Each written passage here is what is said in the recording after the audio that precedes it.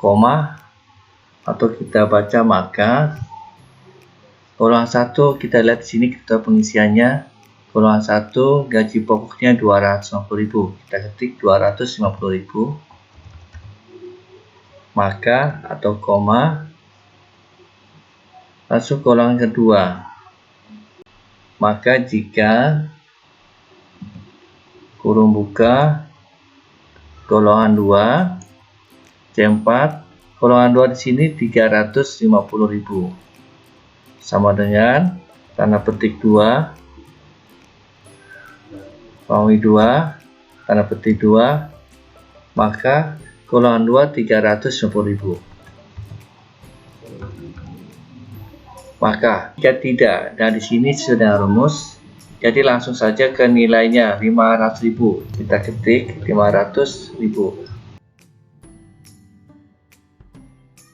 Kita kurung tutup sebanyak jumlah if-nya ada 2, berarti kurung tutupnya 2.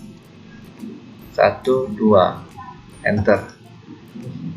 Gaji pokok 350.000 untuk golongan 2. Kita lihat sini ketentuan pengisiannya. Golongan 2 310.000.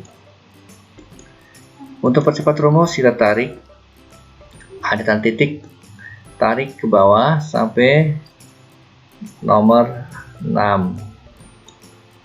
Nah, di sini golongan 2 350.000, golongan 1 210.000. Kita lihat sini ketentuan pengisian golongan. Golongan 1 250.000 sudah benar, golongan 1 250.000, golongan 3 500.000 sudah benar. Dan di sini adalah untuk pengisian data fungsi if dengan menggunakan gaji pokok. Fungsi logika if dengan angka sesuai dengan rumus logika menggunakan tes logika menggunakan true atau false. True ini adalah fungsi logika tes follow if true, kondisi terpenuhi.